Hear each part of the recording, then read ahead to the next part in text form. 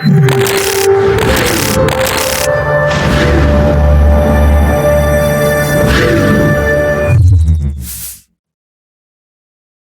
the previous class we discussed the topic, how to respect other people's views, beliefs and traditions. In today's class, we will be learning the topic, community leadership. Community leadership is a specific form of the general concept of leadership. It is frequently based in place and so is local. Traditional leadership. Every home, school or society has a person who controls and directs the affairs of the people. In our classroom, there is a class captain or class monitor who ensures that there is peace.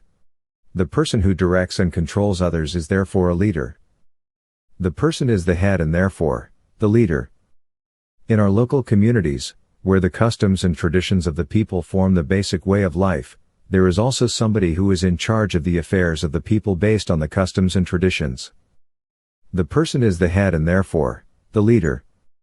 Traditional leadership therefore means leadership based on the customs and traditions of the people.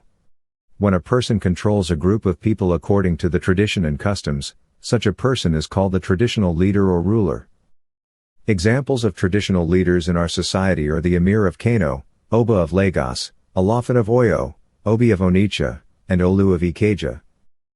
Duties of traditional rulers. Traditional rulers perform the following duties. They maintain the traditional laws and customs of the people.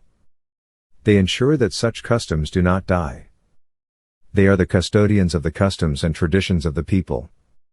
They are a symbol of the customs and traditions of the people. They maintain peace in their communities. They help to unite the people living in their domain, to ensure peace. They settle disputes or disagreements among the people in their domain. They organize their people in community and self-help projects for the development of their community. Thanks for watching. See you in the next video.